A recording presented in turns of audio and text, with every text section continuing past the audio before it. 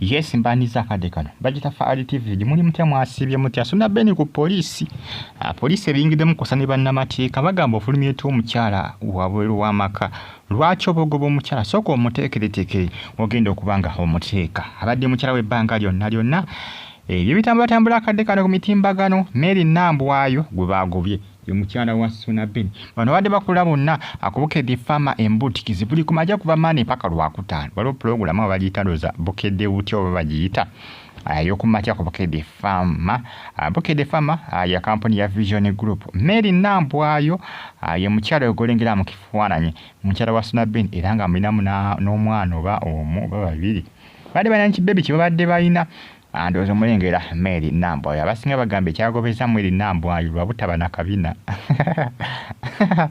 lwabutaba na kabina ne wamwe bya kisirusiru omusajja ayinza okuba mukazi olwa kabina kirabika nti zaliwo ensonga za Suna Beni ne Mary ezaveereko kubanga baawukana sijja kugamba nti kabina nga abasinga bwe bagamba abayaye bannange mbu kabina kabaviddeko kubanga baawukana anti Suna Beni yafunyeyo omugole omulala nti alina ebbina ddene zibu alitulako ne bakola kini ne bamuvuga n'omuvuga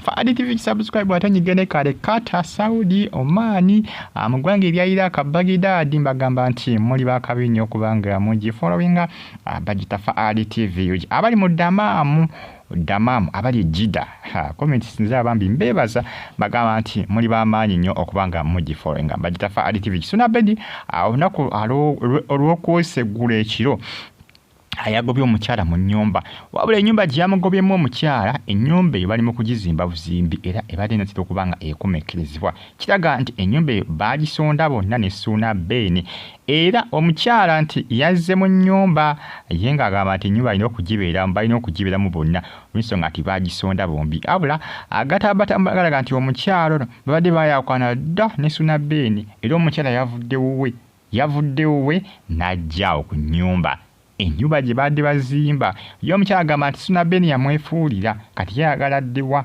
ennyumba bagikola ki bagitandika bagyesonda bonna ndoza mukitegedde bulungi abasinga kyabatabudde nnyo bambi ku nsonga eno naye nga kiraga Mary ne Suna baali baayawukana dda kati Mary ng'abeera wuwe ne Suna Beni ng'abeera we nenga Suna Beni yafuneko omukyalo omuna gwagenda oteeka mu nnyumba eyo kati Mary kasita yabiwuliddeko n'avaayo mu muzigo we yabadde apangisa ng'ayagala genda mu nnyumba eyo kubanga ennyumba eyo bagenda okugitandika okuba nga bagizimba nga bakya ne Suna Beni baayawukana dda myaka ng'etaano ennyumba eyo erudde nga bagyesonda kubanga badde bagizimba mpola nnyumba nnene mpola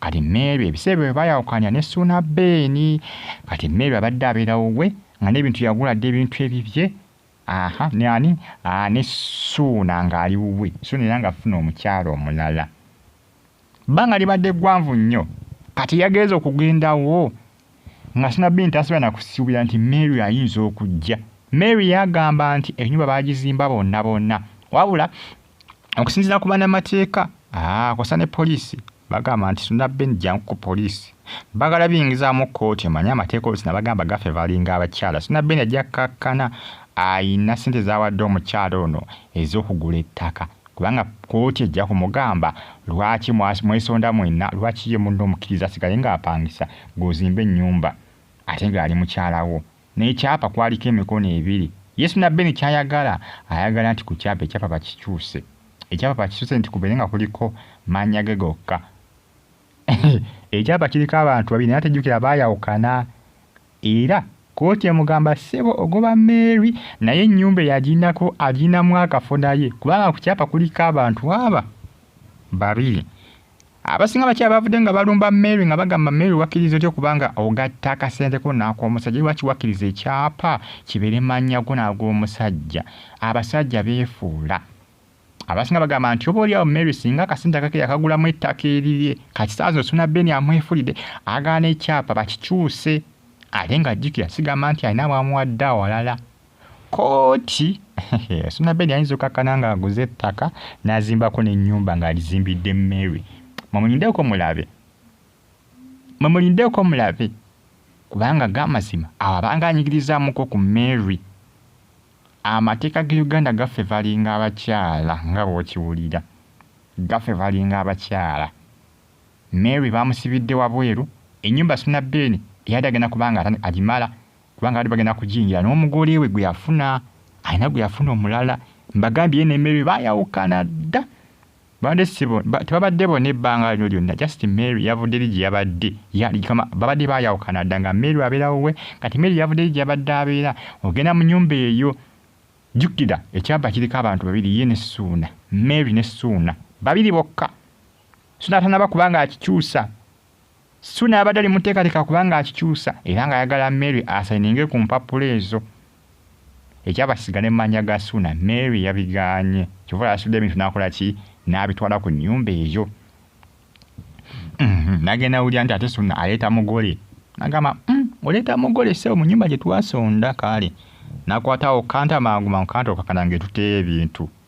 Ekyabadde wali kabadde kagamba nsasagge. Amayinja gaavuze emmotoka baagikube ne bagyona yaderesa ebintu ekika kya kanta. Kwegamba effugi lyabadde wali. Banne ba Suna Ben abazimbi abamukolera ku nnyumba eyo nga be bakola effugi eryo. Ne mwana se badde bamukubye amayinja bebi. Kyewuunyisa. Ne kooti egamba n'effugi lye mwakoze ati lyabadde eddungi Ssuuna ku poliisi kwe tukwagala. Poliisi yamuyise Ssuuna. Nja kuba bategeezako byonna bivudde ku poliisi eyo naye nga mbagambiddewo ne mbagamba nti Ssuuna ajja kakkana bw'abeera agoba Nambwayo aguze ettaka. Ate Nambwayo mugezigezi yasitudde ebintu ebyo ng'akimanyi nti kooti ejja kuba ng'egitunula ku kyapa ekyo. Kubanga biteekwa okugenda mu mateeka. Yagalagaana biteekwa okugenda mu mateeka kubanga bangi abalipoota n'okuripooti nga bakozeeko effujjo anti bijja ttandikiraawo. Bijja ttandikiraawo babakozeeko effujjo nga batuteyo ebintu. Emmotoka y'omusajja baagikube ne bagyonoona. Baabituteyo dda mu mateeka. Kati obijja otandika bigende nga biranda mpola mpola. Obuzibu bwavuddewo nti ate Ssuuna ekyapa ayagala kikyusa basonda bonna esente n'omukyala. Omukyala talina waabeera ate akasente ke yakateeka ku nnyumba ya Ssuuna. Ssuuna agala nnyumba yabeere nga agisulamu yekka. Awo kooti gyagamba omukyala wamukyama tokyamuyitaaga. Kati ky'oba kwata ensimbi omuguli ettaka ate omuzimbireko n'ennyumba. Naye afune waabeera. Mukakane nga buli omu akoze buli omu afunye kubanga kyebategeeza nti ennyumba ng'ogisigaddemu nkaka naye omuwadde eyiye kubanga sigamba nti ennyumba mugenda gitemamu wakati mugabanire wakati.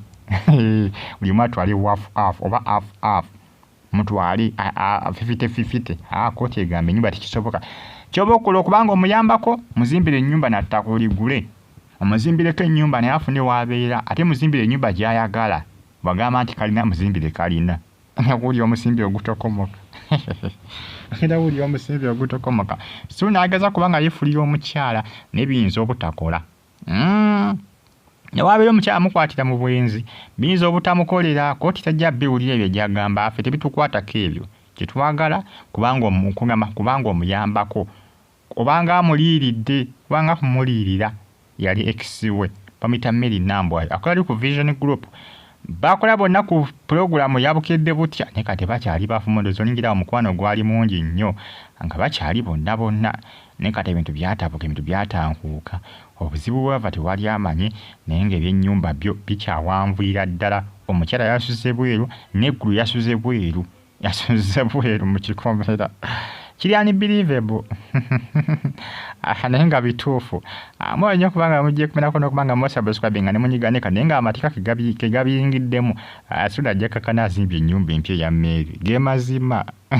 Kye kituufu kye mbagamba si balimba. Gagera ffe balinga Mary. Suna Ben ajja kugisagayo bano ekiki kino. Ajja kakkana azimba eri gy'azimba ate agatteko n'eya Mary. Ajja mugulira ettaka ly'ayagala n'ennyumba kubanga mwana we ensimbi baazisonda bonna ku nnyumba gy'amugobamu. Awe kiyinza okumuliira. Sigala ng'ogyekomeddeko mbeera bulungi. Mweraba mbaagala nnyo.